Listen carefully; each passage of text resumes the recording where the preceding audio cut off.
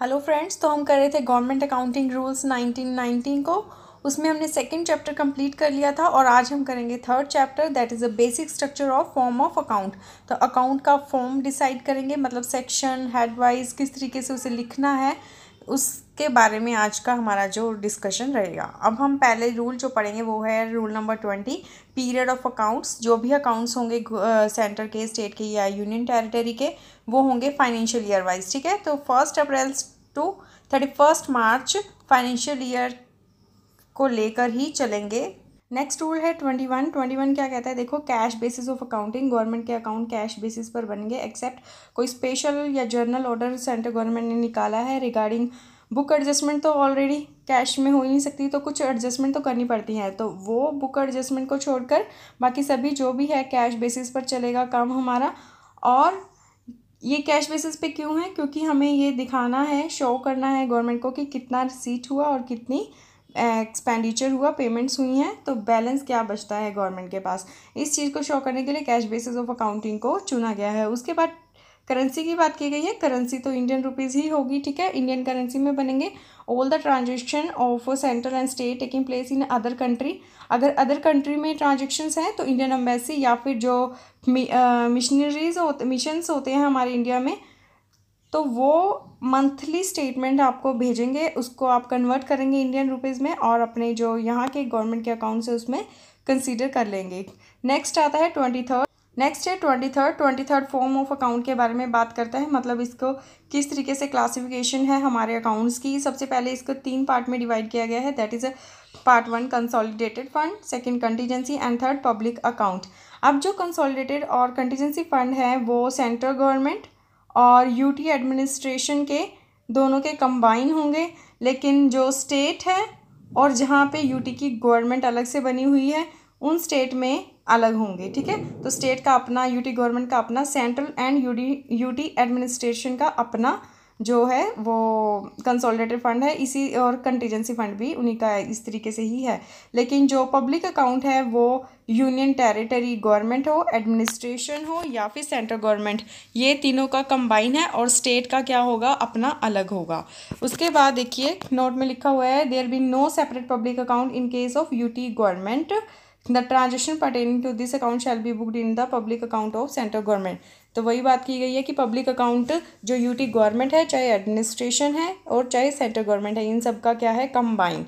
अब पार्ट 1 में हमने बात की कि कंसोलिडेटेड फंड ऑफ इंडिया है। कंसोलिडेटेड फंड ऑफ इंडिया को 2 पार्ट्स में डिवाइड है further, that is a revenue और second is a capital nature. अब रिवेन्यू में देखिए, रिवेन्यू हेड में रिवेन्यू रिसीट होंगी एक साइड और दूसरी साइड क्या होगा, एक्सपेंडिचर। इसी तरह से कैपिटल नेचर को फर्दर क्लासीफाई किया गया है, यहाँ पे इसको बताया गया। देखिए, जो कैपिटल अकाउंट की रिसीट हेड है उसमें तो रिसीट आ जाएंगी जो कि कैपिटल नेचर की हैं, और एक्सपेंडिचर साइड क्या हो जाएगा, जो एक्सपेंडिचर है कैपिटल नेचर का, विच ये देखिए, revenue receipt deal with the receipt of capital nature, और जो एक्सपेंडिचर हेड है which deal with the expenditure met usually from borrowed fund. ज़्यादातर इसमें से हम बोरोड फंड लेंगे तभी वो कैपिटल नेचर की रिसीट बन जाएगी। With object of increasing concrete asset of a material और परमानेंट करेक्टर। कैपिटल अकाउंट में जो एक्सपेंडिचर होगा वो कब किया जाता है, जब हमारी कोई एसेट परमानेंट नेचर की बन रही हो। ठीक है, और it also include the receipt of a capital nature intended to apply as a set off to capital expenditure. तो इसमें कोई भी रिसीट को हम कैपिटल एक्सपेंडिचर में से माइनस कर भी शो कर सकते हैं, जहां पर उसकी सेट ऑफ अलाउड की गई होगी अगेंस्ट द कैपिटल नेचर की जो रिसीट के अगेंस्ट।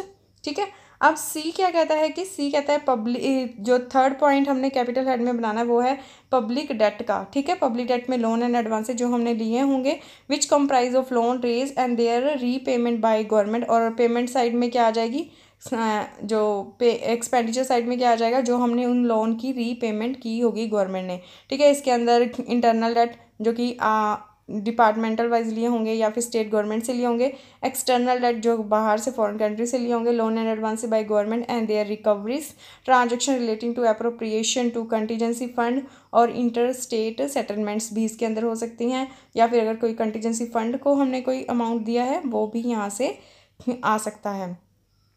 उसके बाद पार्ट सॉरी पार्ट 2 में कंटीजेंसी फंड की बात की है। कंटीजेंसी फंड में कोई हेड नहीं होता, इसमें सिर्फ एक खुद अकेला ही है कंटीजेंसी फंड। इसमें एक साइड रिसीट होंगी, एक साइड पेमेंट हो जाएगी। इसी तरह से है पार्ट 3। पार्ट 3 में बात की गई है पब्लिक अकाउंट। पब्लिक अकाउंट हमने पहले ही बात की थी, एक ऐसा अकाउंट है जहाँ पर गवर्नमेंट का मनी नहीं है बल्कि पब्लिक का मनी है। उसके अंदर पब्लिक की ऑब्लिगेशन, गवर्नमेंट की ऑब्लिगेशन बनती है कि उनकी जो लाइबिलिटी है वो उसको पे ऑफ करेगा कल को, ठीक है। तो गवर्नमेंट ने देखिए इसके अंदर एक तो होता है एक तो हो जाएगा जैसे प्रोविडेंट फंड आ गया, ठीक है, जो पब्लिक की सेविंग्स हैं वो डिपॉजिट करवा रखी हैं, जैसे ईएसआई हो गया, ठीक है। इस तरीके से इसके अंदर आ जाएगा। और क्या क्या आएगा, जैसे कंसोलिडेटेड फंड से या कंटीजेंसी फंड से कोई अमाउंट स्पेसिफिक वेलफेयर के लिए रखा है, उस तरीके की मनी आ जाएगी। और रेमिटेंस एंड सस्पेंस अकाउंट भी होता है इसके अंदर। देखो इसमें क्या है, transaction relating to remittance and suspense in this part shall embrace all merely adjusting head under which shall appear such transaction as a remittance of cash between treasury and currency chest and transfer between different accounting circles, ठीक है। तो suspense और remittance में वो adjustment nature की होंगी। उसके अलावा the initial debit and credit to these head will be clear eventually by corresponding receipt and payment either within the same circle of account और इन अनदर सर्कल। तो वही कह रहे हैं कि जो भी रिसीट एंड पेमेंट है वो सेम सर्कल के अंदर हो जाएगी। अभी इसके हम हेड के बारे में बात करेंगे तब भी आपको क्लियर होएगा कि ये क्या लास्ट लाइन में कहना चाह रहा है कि with in A same circle.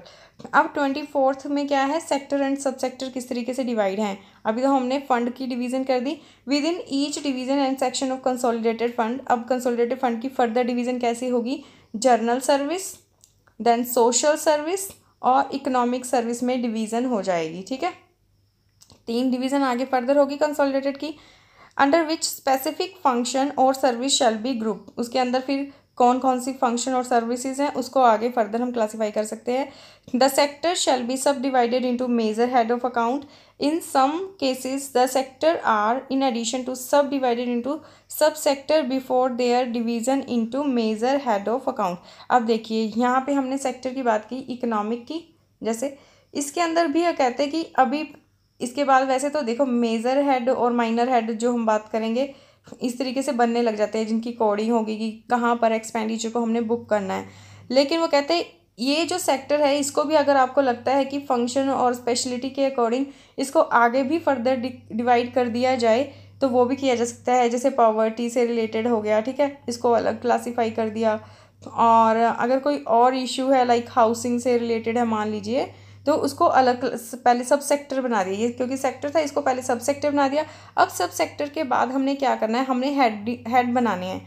Head कैसे है, एक्सपेंडिचर किस तरीके का है उसके बेसिस पे हेड बन जाते हैं। जैसे कि इसके बाद बन जाएगा major head, then minor head, then sub head और देन इसकी भी फर्दर डिटेल, ठीक है। तो पहले सेक्टर, उसके बाद हो सकता है कि सब सेक्टर भी बन जाएं, फिर ये हेड बन जाएंगे, ठीक है।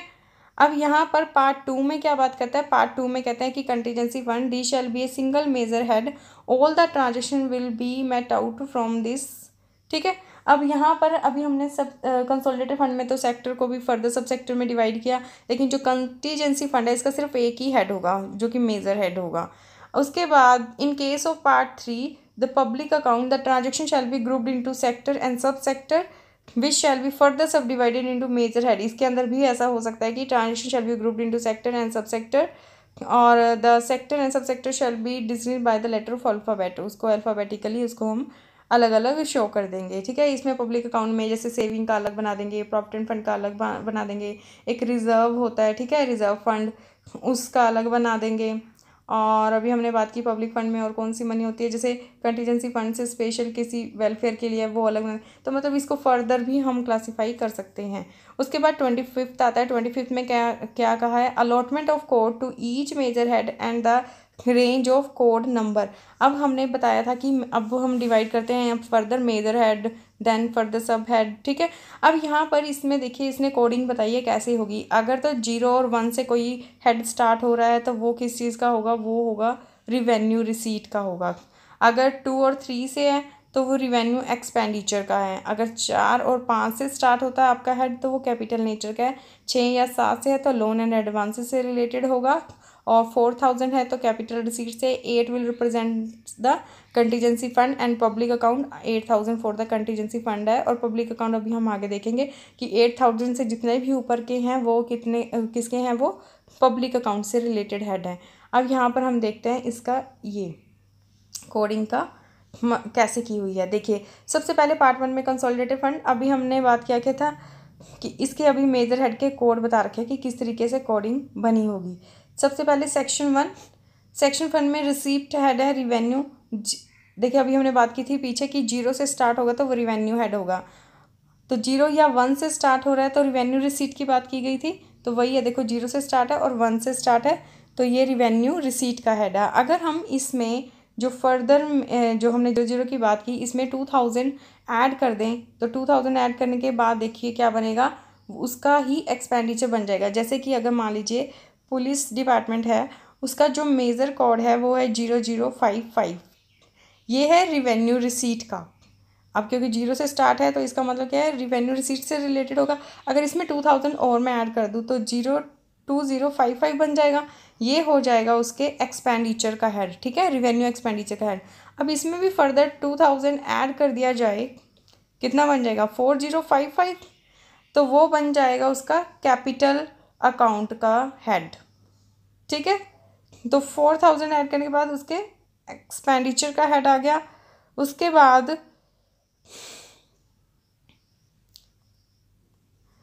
है section number 3 that is public debt, और इसमें फिर फर्दर 2000 हम ऐड कर दें तो हमारे public fund debt loan and advances का हेड आ जाएगा। ये सारी जो मैं इसमें 2000 ऐड करके दिखा रही हूँ आपको 55 वाले कोड में, ये पुलिस डिपार्टमेंट के बारे में बात कर रही हूँ। ऐसे ही सभी डिपार्टमेंट्स का अलग कोड होगा।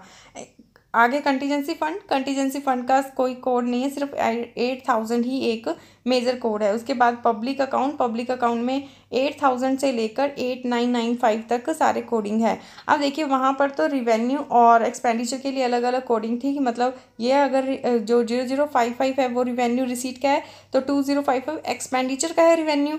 लेकिन जो पब्लिक अकाउंट है इसके अंदर कोई ऐसा मतलब एक्सपेंडिचर और रिवेन्यू के लिए अलग हेड नहीं है। जिस हेड से आपकी रिसीट शो हुई है उसी हेड से ही आपका एक्सपेंडिचर शो हो जाएगा, ठीक है। अभी हमने बात की थी ना कि सेम सर्कल में एडजस्टमेंट, तो यहाँ पे देखिए सेम ही कोडिंग में एडजस्टमेंट्स हो रही हैं। उसके बाद 26 major minor and detail head. अब यहाँ पे उसके बारे में बात की गई है कि जो हमारी मेन यूनिट ऑफ क्लासिफिकेशन होगी वो हमारी कौन सी होगी, मेजर हेड, जो कि मेजर हेड फर्दर हम माइनर हेड में डिवाइड कर देंगे। Each of which shall have a number of subordinate head generally show as a sub head are further divided into detail head, फिर इसको डिटेल में हम डिवाइड कर सकते हैं। सम टाइम मेजर हेड में भी divided into sub major head before further division into minor head. वही जो भी सेक्टर के बारे में बात की थी, सेक्टर को फर्दर सब सेक्टर में डिवाइड किया जा सकता है, इसी तरह से हेड को भी फर्दर सब मेजर हेड में क्लासीफाई किया जा सकता है। उसके बाद major head of account falling within consolidated fund shall generally corresponding to function of government. यहाँ पे वो क्या कहना चाह रहे हैं कि जो हमने हेड की क्लासिफिकेशन है वो हमने बेस ऑफ फंक्शन, किस नेचर का फंक्शन है उसके बेस पर हमने उसकी जो भी अकाउंटिंग करनी है उसके अकॉर्डिंग करनी है। Such as different service like crop husbandry है, तो इसके अंदर क्रॉप हस्बेंड्री में आगे फिर उन्होंने फर्दर बताया हुआ है कि क्रॉप हस्बेंड्री जैसे हमारा मेजर हेड है, उसके अंदर defence provided by government while the minor है subordinate to them shall identify the programme. अब मेजर है क्रॉप्स हस्बेंड्री, इसके आगे ये तो हो गया मेजर। उसके बाद कहते हैं इसका आगे माइनर जो बनेगा वो इस डिपार्टमेंट के अंदर कौन से प्रोग्राम चल रहे हैं, ठीक है, अलग अलग प्रोग्राम चल रहे होंगे उसके अकॉर्डिंग उसका माइनर हेड हो जाएगा। फिर फर्दर क्या कहता है कि प्रोग्राम में consist of number of scheme and activities. उसके बाद हमने जो माइनर को फर्दर सब हेड में डिवाइड करना है। सब हेड में डिवाइड करने के लिए वो कहते हैं कि अब प्रोग्राम में भी कई एक्टिविटीज़ चल रही होंगी, हमने उसके अकॉर्डिंग सब हेड को डिवाइड कर देना है। फिर उसके बाद डिटेल की बात की गई है, डिटेल में आगे फर्दर जैसे कि सैलरी का है, एक्सपेंडिचर, एडमिनिस्ट्रेशन का है, वो कंट्रोलिंग पर्पस के लिए आप उसको फर्दर डिवीज़न होगी डिटेल हेड में, उसमें हम पूरी डिटेल लगा देंगे ताकि कंट्रोल किया जा सके एक्सपेंडिचर को पर्टिकुलर, ठीक है। तो ये था मेजर माइनर और डिटेल हेड की क्लासिफिकेशन के बारे में। उसके बाद देखिए अब यहाँ पे देखिए detail classification of account head in government account and the order in which major and minor head shall appear in all account record shall be such as prescribe by central government from time to time. वही कह रहा है कि जो भी इसकी classification है जो सेंट्रल गवर्नमेंट ने डिसाइड की होगी उसके बेस पर होगा, और एडवाइस उसकी किसकी ली जाएगी, controller auditor general of India की एडवाइस पर ये सब काम किया जाएगा। The list of major minor head of the account of union state the classification prescribe in this regard, और इसमें प्रॉपर क्लासिफिकेशन पहले से ही प्रिस्क्राइब्ड है। The classification prescribed should be strictly follow. देखिए नोट 1 में क्या लिखा हुआ है कि जो 15 जनवरी 1982 से क्या किया है, सेंट्रल गवर्नमेंट ने जम्मू कश्मीर, महाराष्ट्र, मणिपुर और सिक्किम को कंसेंट दे दी थी कि भी वो अपने हेड और सब हेड का जो भी फंक्शन सेंट्रल गवर्नमेंट का है सेक्शन 150 आर्टिकल 150 में, कि इनसे रिलेटेड ही था कि वो फॉर्म डिसाइड करेंगे सब हेड डिटेल हेड के बारे में। तो वो जो फंक्शन है वो इनको एंट्रस्ट कर दिया गया था, मतलब वो अपने अकाउंट्स इस तरीके से हेड डिसाइड कर सकते हैं। लेकिन तो हम मानेंगे कि 150 आर्टिकल की जो रिस्पॉन्सिबिलिटी है वो पूरी हो जाती है। ऑर्डर बस कोई भी गवर्नमेंट के अगेंस्ट नहीं होना चाहिए। दूसरा क्या है कि कोई भी अगर एक्सपेंस इससे रिलेटेड है तो पर्टिकुलर स्टेट गवर्नमेंट ही बियर करेगी। सेम ही केस यूटी के लिए था। कौन सी यूटीज़ के लिए हो गया था, अरुणाचल प्रदेश, गोवा, दमन एंड दीव, मिज़ोरम, पौंडीचेरी, जो भी ये एडमिनिस्ट्रेशन है इनके रिगार्डिंग भी यही बात की गई है। उसके बाद classification of expenditure as a charge और एज वोटेड, पर जो अभी हमने बात की है नोट 2 में कि ये यूटी के बारे में बात की है ना, have directed the administration of UT of Arunachal Pradesh. अब ये देखिए यूटी नहीं रही हैं, अरुणाचल प्रदेश ना यूटी है, ना गोवा यूटी है, ना मिज़ोरम, तो उसके अकॉर्डिंग ही डिसीजन मतलब कन्वर्ट हो जाएगा, यूटी की बजाय स्टेट हो जाएगा। मतलब कहने की बात यह है कि इनको कंसेंट मिली हुई है, हेड और सब हेड के फंक्शन इंटरेस्ट किए गए हैं इनके ऊपर। उसके बाद सेक्शन 27 मतलब रूल 27 क्या कहता है कि चार्ज है या वोटेड है।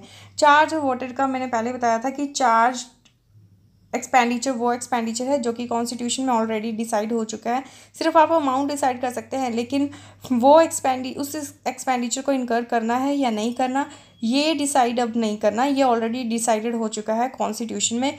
वोटेड एक्सपेंडिचर वो एक्सपेंडिचर है जिसके बारे में आप पार्लियामेंट में या लेजिस्लेचर में वोटिंग करवाएंगे, तब वो एक्सपेंडिचर डिसाइड होगा, उसके बाद वो इनकर होगा। लेकिन जो चार्ज है वो ऑलरेडी मतलब डिसाइडेड है और वो होना ही है, उसके लिए वोटिंग की ज़रूरत नहीं है। उसके बाद इसमें बस ये लिखा हुआ है कि हमने उसको बताना है कि अकाउंट्स में चार्ज है या वोटेड है, इस तरीके की क्लासिफिकेशन भी होगी। नेक्स्ट है 28 में क्या है, classification of transaction in accounts. अब ये जो फॉर्म डिसाइड किया गया है इसके अंदर लिखा है आर्टिकल 150 में प्रेसिडेंट की ड्यूटी थी इसको डिसाइड करना with the advice of controller auditor general of India. तो हर एक स्टेट को या गवर्नमेंट को उसका प्रॉपर जो भी है रूल रेगुलेशन को फॉलो करना है, उसी फॉर्म में अकाउंट मेंटेन करने हैं जो प्रिस्क्राइब किए गए हैं। इन केस कोई भी इसमें एस्टिमेट में चेंज आता है जो कि रिवेन्यू और रिसीट एंड एक्सपेंडिचर का एक पर्टिकुलर एस्टिमेट लगाया जाता है, उसमें अगर कोई भी डाइवर्जेंस होगी तो वो भी क्या है अप्रोप्रिएट मेजर और माइनर हेड में क्लासीफाई की जाएगी।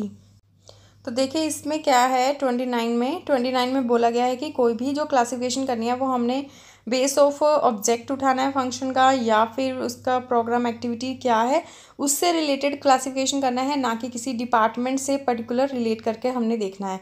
जैसे कि इसमें बताया है 2059 अगर नॉन रेजिडेंशियल बिल्डिंग का काम चल रहा है तो हमने उसके PWD के अकाउंट 2059 कोड में दिखाना है, ना कि वो पर्टिकुलर बिल्डिंग किस डिपार्टमेंट की है, हमें उससे कोई मतलब नहीं है, हमने नेचर ऑफ वर्क देखना है। ठीक है, कैपिटल नेचर का है, पब्लिक वर्क डिपार्टमेंट से रिलेटेड है तो हमने 2059 में उसे क्लासीफाई कर देना है।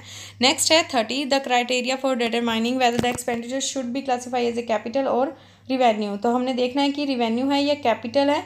The expenditure of capital nature should be classify in the capital section shall be define as, मतलब कैपिटल नेचर का देखने के लिए हमें ये देखना पड़ेगा ना कि कंक्रीट एसेट मटेरियल या फिर कोई परमानेंट नेचर की हमारी कोई आइटम बन रही है तो हमने उसे कैपिटल नेचर का क्लासीफाई कर देना है।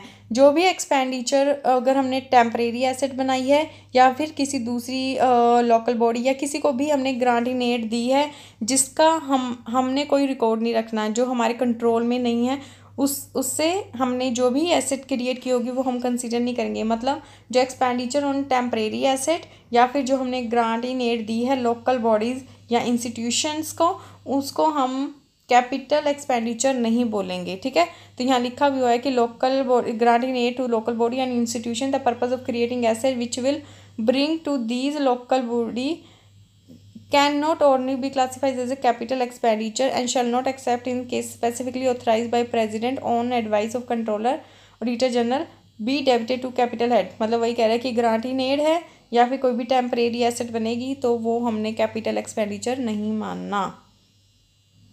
उसके बाद expenditure of capital nature shall be dismissed from the revenue both in budget estimate और गवर्नमेंट के अकाउंट। तो एस्टिमेट में भी हमने रिवेन्यू को अलग शो करना है और जो बजट बनाया है उसमें भी और अकाउंट्स में भी। अब यहाँ पे कहते हैं कि कैपिटल जो एक्सपेंडिचर है जनरली कहाँ से मेट आउट होगा, डेट से, डिपॉजिट से, बैंकिंग करेक्टर से, ठीक है।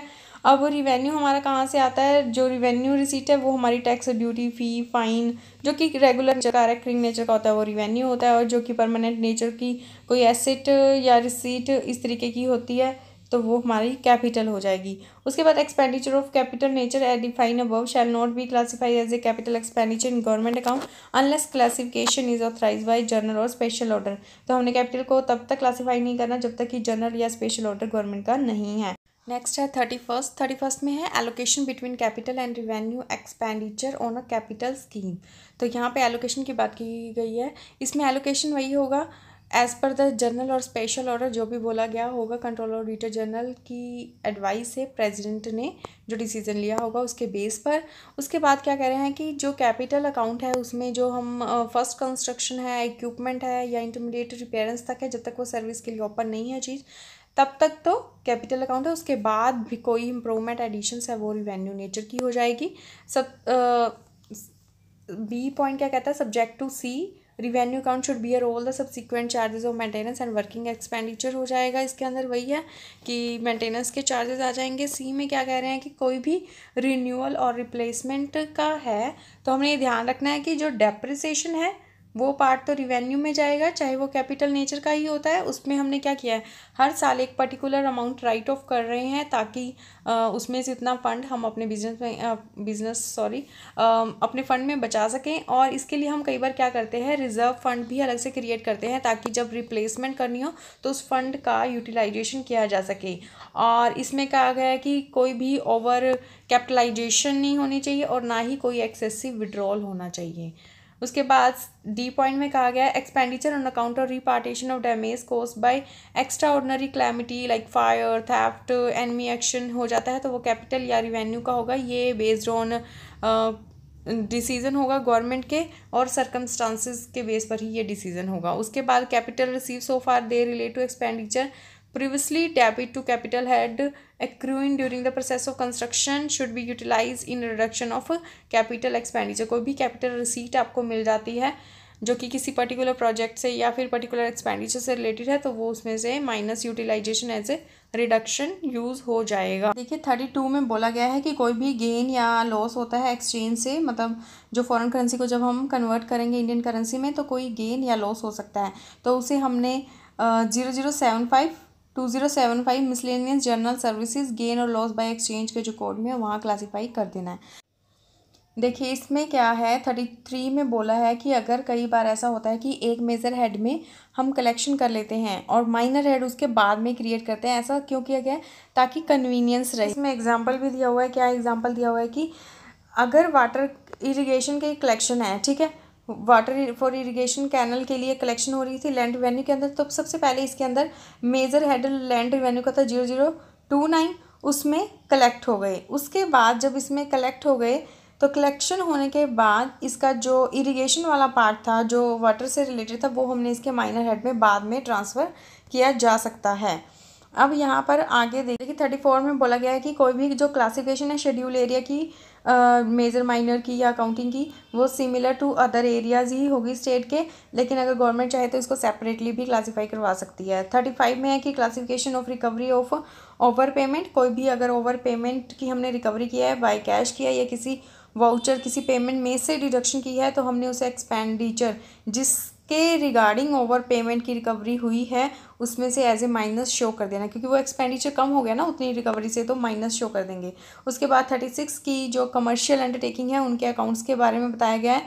तो इसका भी फॉर्म इसमें बोला गया कि जो भी डिपार्टमेंट कमर्शियल नेचर के उनका सेपरेट अकाउंट एक बनाए गए हैं, क्योंकि हमने पहले भी डिस्कशन किया था कि जो कमर्शियल बेसिस पे हैं उनके हमने अकाउंट इसलिए अलग बनाने हैं क्योंकि हम उसका फाइनल रिजल्ट जानना चाहते हैं कि प्रॉफिट है या लॉस पर चल रही है अंडरटेकिंग, इनकी कॉस्ट क्या है सर्विसेज की या प्रोडक्ट की। इसके लिए कमर्शियल अकाउंट अलग बनाए जाएंगे जो कि ओवरऑल अकाउंट से एक अलग होगा। लेकिन इसमें बस यही बोला गया कि जो भी हमने इसके अंदर क्लासिफिकेशन करनी है मेजर माइनर की, वो सिमिलर टू गवर्नमेंट अकाउंट करनी है, ताकि अगर जो लास्ट में इसके अकाउंट बनेंगे मंथली क्लासिफिकेशन होंगी, ठीक है, वो सब जर्नल लेजर से हम बना पाएँ, ठीक है ना। अगर क्लासिफिकेशन सेम होगी तभी अकाउंट मैच कर पाएंगे ना, अदरवाइज़ तो दिक्कत हो जाएगी। उसके बाद रेक्टिफिकेशन ऑफ मिस क्लासिफिकेशन, जो भी प्रोसीजर गवर्नमेंट डिसाइड करेगी कि रिक्लासिफिकेशन कैसे करनी है उसी के बेस पर रेक्टिफिकेशन हो जाएगी। देखिए 38 में क्या कहा है कि classification of right of balance की राइट ऑफ कैसे होगी। तो जिस भी हेड से कंसर्न होगा वो राइट ऑफ का, जो कि मतलब जिसको आपको पता है कि अब इसके ड्यूज नहीं आएंगे आपके पास और ये फाइनल हो चुका है, तब हमने as a loss relevant head में जाकर, रेलिवेंट जो एक्सपेंडिचर का हेड होगा उसमें जाकर राइट ऑफ कर देना है एज ए लॉस। इसी तरह से अगर कोई गवर्नमेंट ने पेमेंट करनी थी वो अनक्लेम्ड रह गई है, ठीक है, किसी ने उसके क्लेम ही नहीं किया उसकी पेमेंट को, तो वो हमारा रिवेन्यू शो होना चाहिए। तो revenue of government concern as a debit और डिपॉजिट हेड में जाकर हो जाएगा। उसके अलावा क्योंकि देखिए ये यहाँ पर अब रिवेन्यू की बात करें, क्योंकि हेड में तो अकाउंट में तो खड़ा ही रहेगा ना वो बैलेंस जब तक हम उसकी पेमेंट नहीं करेंगे।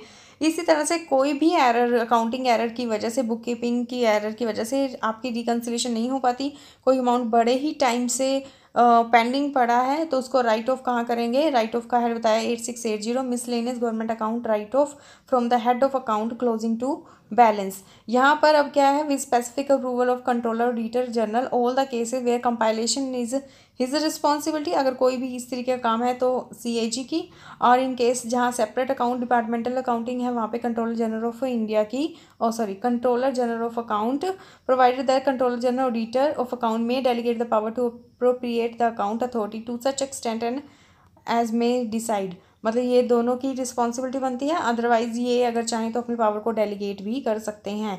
Where it is not possible to establish unreconciled balance, वही है अनरिकनसाइल्ड बैलेंस के लिए वही राइट ऑफ का हेड बताया हुआ है। तो ये था आज का जो chapter number 3। In case you have any query please write in comment section. Thank you so much for watching my video.